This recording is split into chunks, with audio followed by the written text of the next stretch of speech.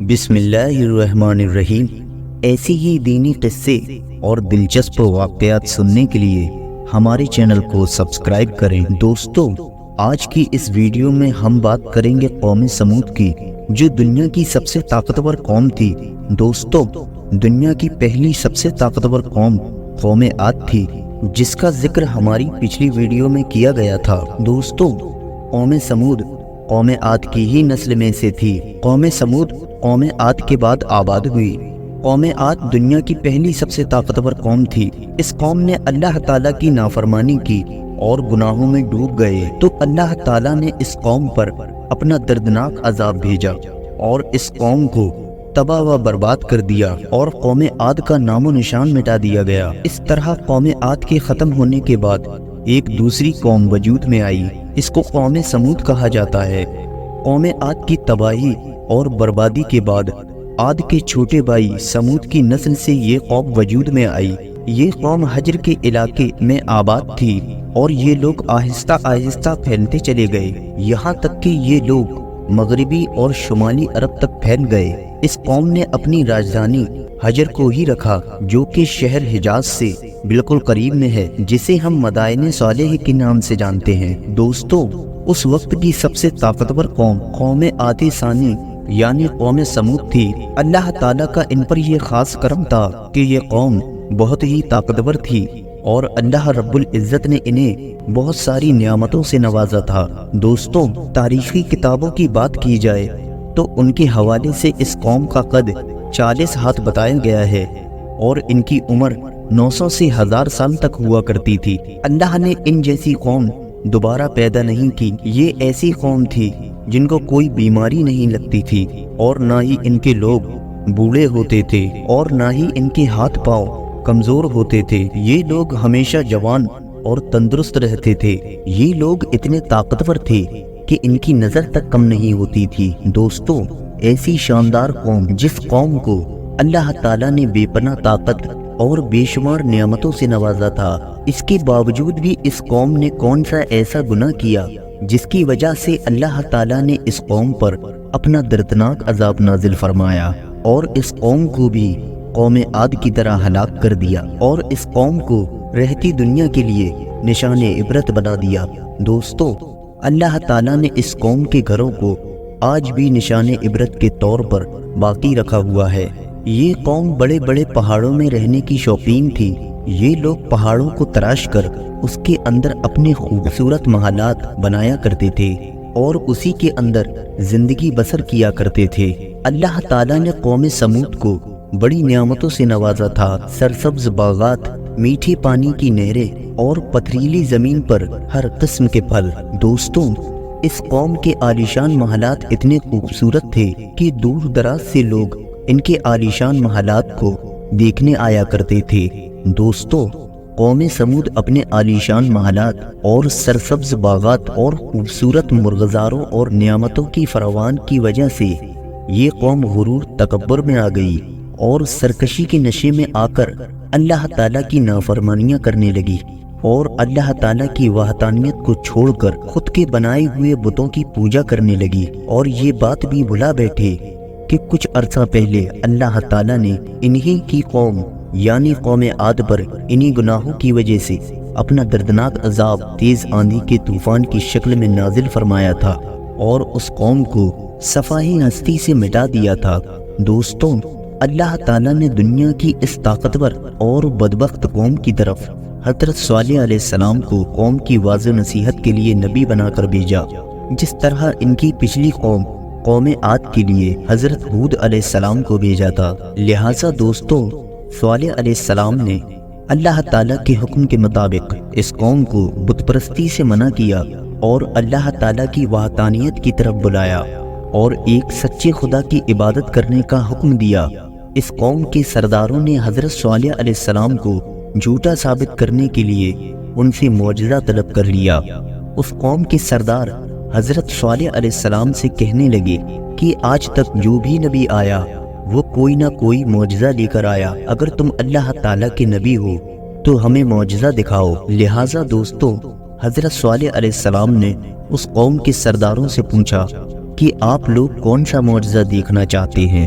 اس پر اس قوم کے سردار کہنے لگے کہ یہ جو سامنے چٹان ہے اس میں سے ایک ایسی اونٹنی نکل کر آئے جو تندرست ہو اور آتے ہی بچے کو جنم دے دے اور ہم سب کے لیے دودھ دے دے، اور اس کے ساتھ ساتھ وہ اونٹنی ایسی ہو جس کا کوئی ماں باپ نہ ہو۔ چنانچہ حضرت صالح علیہ السلام نے اس قوم کے سرداروں کی بات سن کر اللہ تعالیٰ کی بارگاہ میں یہ دعا کی، تو ان کے دیکھتے ہی دیکھتے سامنے پہاڑ میں سے خوبصورت اونٹنی نکل کر آئی، اور آتے ہی اس اونٹنی نے ایک حسین و جمیل بچے کو جنم دیا، اور اس کے بعد اس اونٹنی نے اتنا دودھ دیا کہ سب لوگ نے پیٹ بھر کر دودھ پیا۔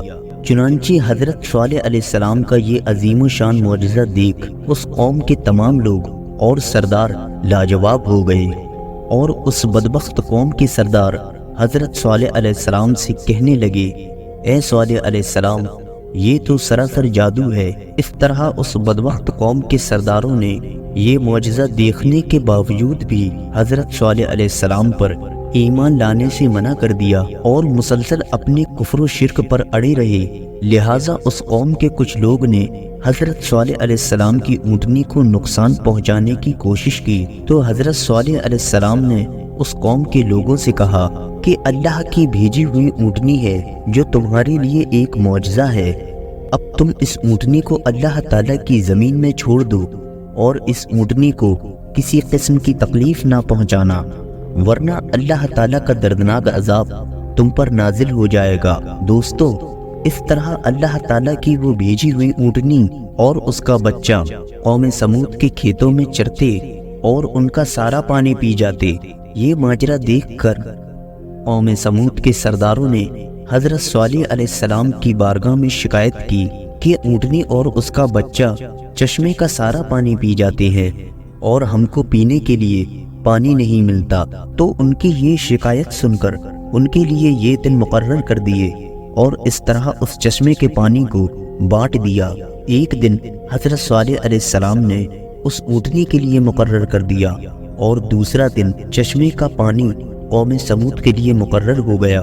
دوستو، جس دن وہ اونٹنی پانی پیتی تو اس دن وہ دودھ بھی زیادہ دیتی تھی، اور دودھ اتنا ہوتا کہ دن اور رات میں بھی ختم نہ ہوتا۔ جس طرح اللہ تعالیٰ قرآن مجید میں اس بات کی طرف اشارہ کرتے ہوئے فرماتے ہیں، اور حضرت صالح علیہ السلام نے اپنی قوم سے کہا کہ اونٹنی ہے، ایک دن اس کی پانی کی باری ہے اور دوسرے دن تمہاری پانی کی باری ہے، اس کو کوئی تکلیف نہ دینا، ورنہ اللہ تعالیٰ کا دردناک عذاب تمہیں پکڑ لے گا۔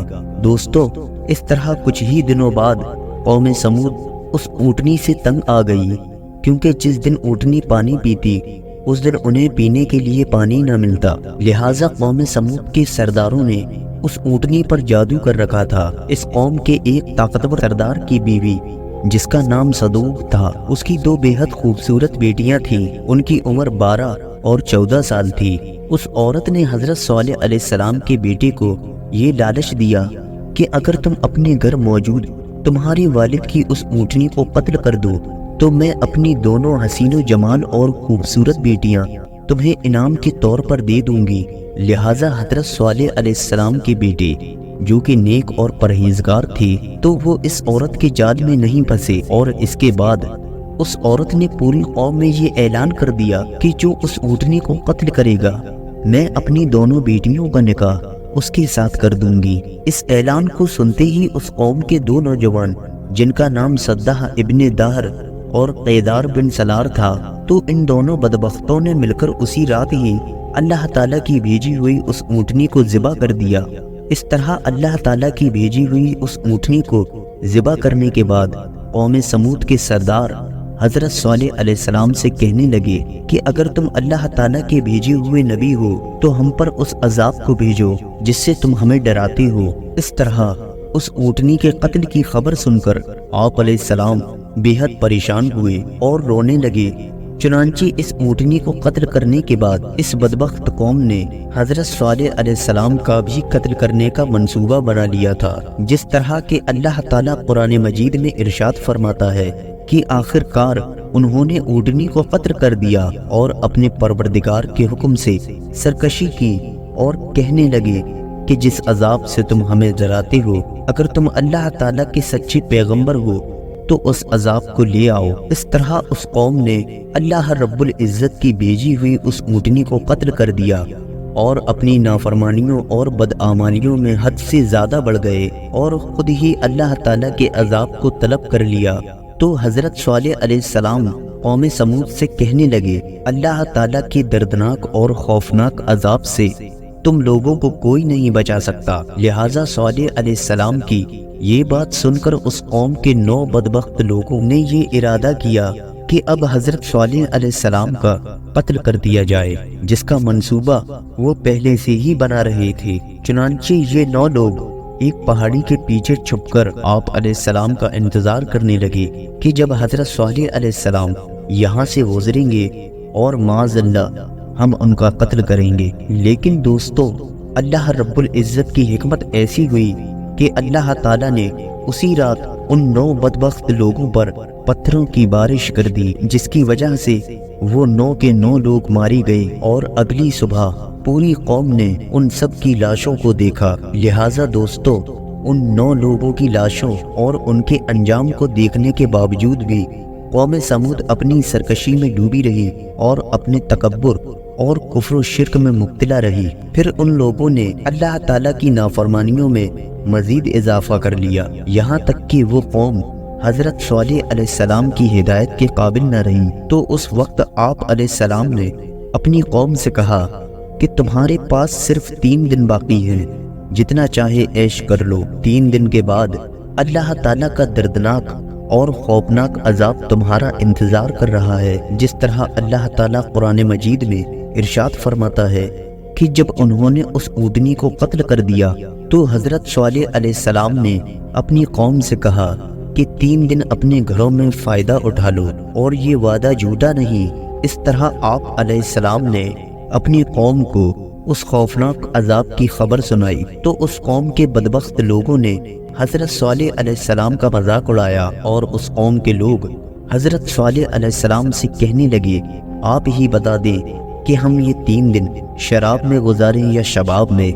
آپ علیہ السلام نے فرمایا کہ پہلے دن تمہارے چہروں کا رنگ پیلا پڑ جائے گا اور دوسرے دن تمہارے چہروں کا رنگ لال ہو جائے گا اور تیسرے دن تمہارے چہرے کالے پڑ جائیں گے اور چوتھے دن اللہ تعالیٰ کا دردناک عذاب تم پر نازل ہو جائے گا۔ لہٰذا قوم سمود آپ علیہ السلام کی باتوں کو مذاق میں ہی لیتے گئے اور انہوں نے آپ علیہ السلام کی باتوں پر دھیان ہی نہیں دیا اور نہ ہی قوم سمود پر حضرت صالح علیہ السلام کی باتوں کا کوئی اثر ہوا۔ لہٰذا وہ بدعمالیوں اور کفر و شرک میں ڈوبے رہے۔ چنانچہ حضرت صالح علیہ السلام کے حکم کے مطابق تیسرے دن ویسا ہی ہوا، قوم سمود کے چہرے کالے پڑ گئے تو وہ لوگ اپنے کالے چہرے دیکھ کر ڈرنے لگے اور ایک دوسرے کے کالے چہرے دیکھ کر ایک دوسرے سے کہنے لگے کہ نہ جانے کون سا دردناک عذاب ہم پر نازل ہوگا۔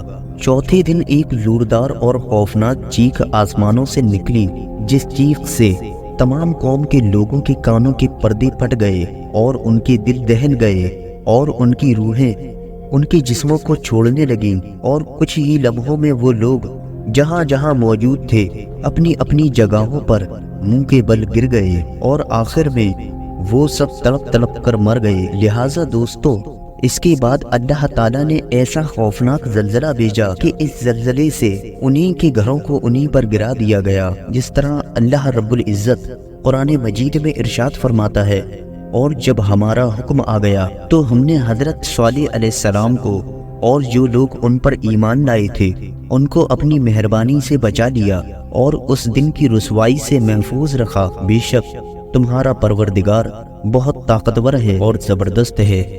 تو دوستو، اس طرح اللہ تعالیٰ نے قوم عاد کی تباہی اور ہلاکت کے بعد ان کی نسل قوم سمود کو ہلاک کیا اور اس بدبخت اور نافرمان قوم پر اپنا عذاب نازل فرمایا اور اس قوم کے لوگوں کو دنیا سے مٹا دیا۔ دوستو، اللہ تعالیٰ نے اس قوم کے گھروں کے نشانات کو آج بھی باقی رکھا ہوا ہے تاکہ لوگ اسے دیکھ عبرت حاصل کریں اور اللہ تعالیٰ کی نافرمانی اور بدعمالیوں کے انجام کو بخوبی یاد رکھیں۔ اس قوم کے گھر آج بھی اہل دنیا کے لیے نشان عبرت ہے اللہ تعالیٰ سے دعا ہے کہ اللہ رب العزت ہم سب کو نبی کریم صلی اللہ تعالیٰ علیہ وسلم کے نقشہ قدم پر چلنے کی توفیق عطا فرمائے اور اہل ایمان کو اللہ کی نافرمانیوں اور بدعمالیوں سے بچنے کی توفیق عطا فرمائے۔ تو دوستو، یہ تھا ہمارا آج کا واقعہ۔ ویڈیو پسند آئی ہو تو اسے لائک کریں، کمنٹ کریں اور شیئر کریں، اور ایسے ہی دینی قصے اور دلچسپ واقعات سننے کے لیے ہمارے چینل کو سبسکرائب کریں۔ السلام علیکم ورحمۃ اللہ وبرکاتہ۔